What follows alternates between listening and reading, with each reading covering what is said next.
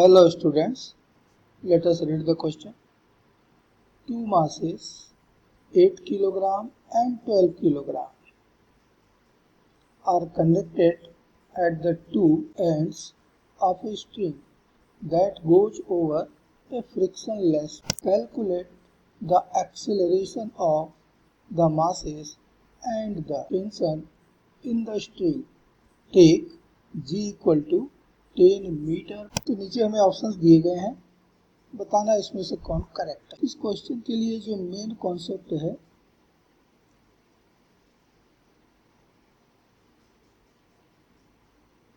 वह है principle of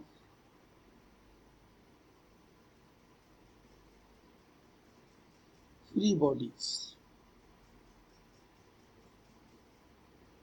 इसके accordingly every body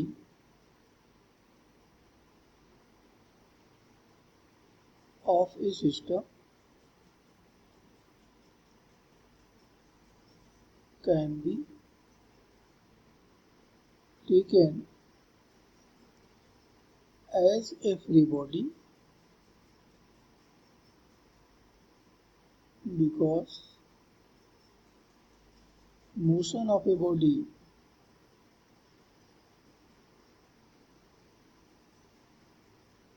depends only upon forces applied on it.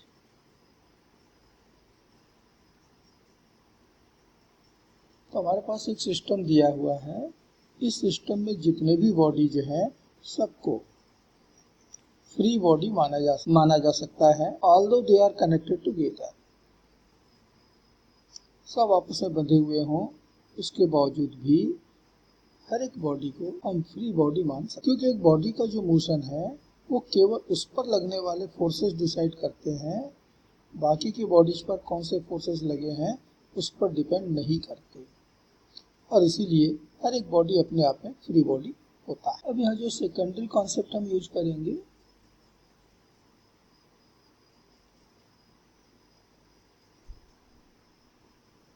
वह है कि net force applied on a body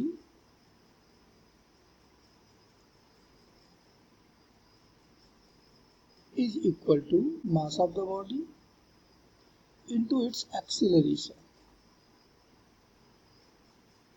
means F net is equal to m into a। हम इसे ही Newton second law of motion भी कहते हैं। तो यहाँ से हम किसी बॉडी के ऊपर लगने वाला नेट फोर्स कैलकुलेट कर सकते हैं।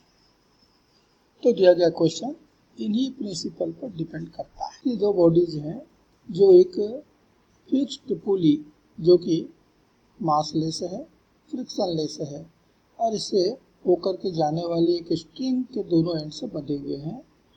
एक बॉडी का मास m1 है, दूसरे का मास m2। तो हमें बताना है कि सिस्टम को रिलीज करने पर सिस्टम का एक्सेलरेशन कितना होगा और इस स्ट्रिंग में कितना टेंशन होगा। अब हमें क्वेश्चन में दिया है कि जो मासेस है m1 बराबर 8 किलोग्राम का है और m2 2 किलोग्राम का है और g की वैल्यू 10 है। तो क्वेश्चन हमको दिया हुआ है गिवन कि m1 it is 8 kilogram and m2 ये 12 किलोग्राम और g की वैल्यू दे रखा है 10 मीटर पर सेकेंड स्क्वायर।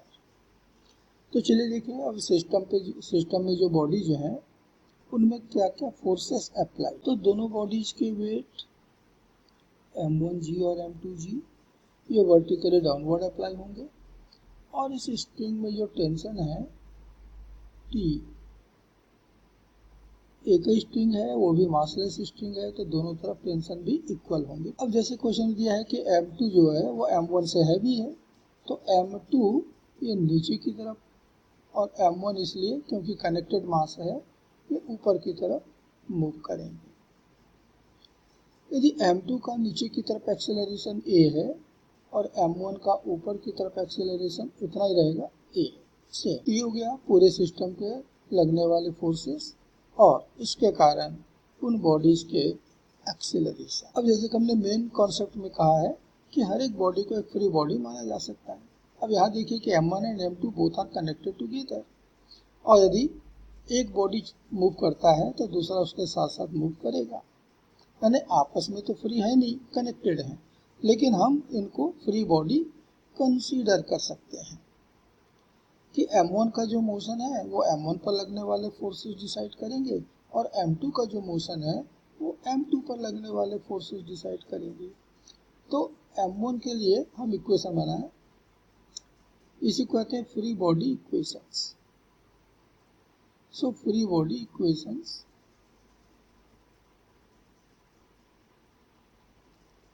पहला लेना है for m1।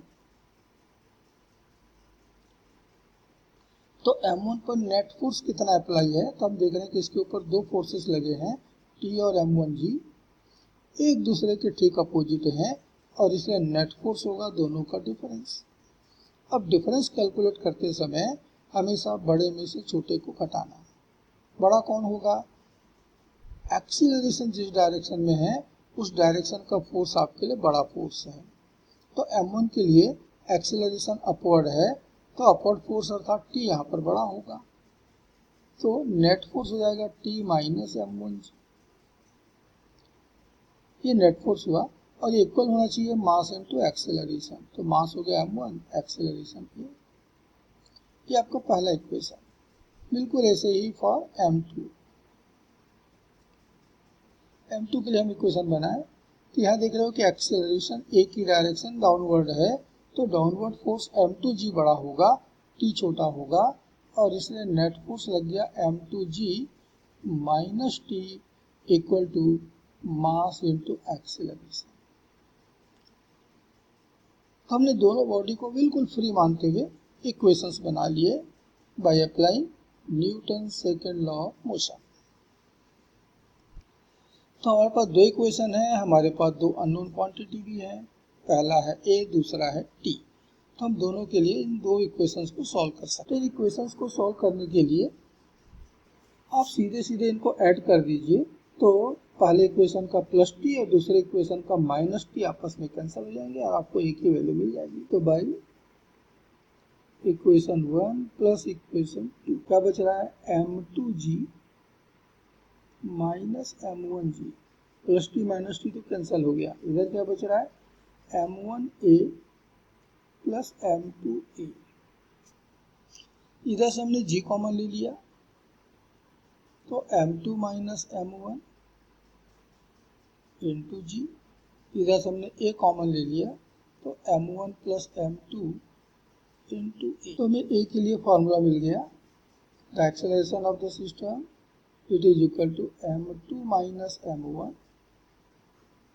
Upon m2 plus m1 into g. तो फॉर्मूला आ गया difference in the masses upon sum of the masses into g. ये फार्मूला बना सकते हो आप। यहाँ से हम सीधे एक्सेलरेशन कैलकुलेट कर लेंगे, तो m2 तो दिया है 12, ये दिया है 8, अगेन 12 प्लस 8, और g की वैल्यू दे रखा है 10, तो 4/20 into 10, so it is 2 metre per second square. ये हमारा इस क्वेश्चन के पहले पार्ट का आंसर हो गया। अब एक ही है वैल्यू, आप इक्वेशन 1 या इक्वेशन 2 किसी एक में भी रख सकते हैं और फिर वहां से टेंशन कैलकुलेट कर सकते हैं। तो हम इक्वेशन 1 यूज कर रहे हैं। सो फ्रॉम इक्वेशन 1,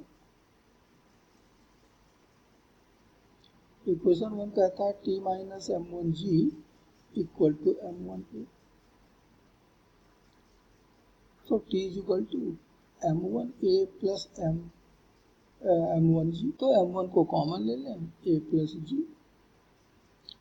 m1 दिया है 8, a की वैल्यू अभी हमने कैलकुलेट किया 2, और g की वैल्यू तो इसने दे रखा है 10, तो ये मिल गया 96 Newton. And this is answer of the second part of this question. तो एक्सेलरेशन हमको मिल रहा है 2, टेंशन हमको मिल रहा है 96, और इसलिए क्वेश्चन का ऑप्शन डी करेक्ट होगा, 2 and 96। Hope you understood it well. Best of luck.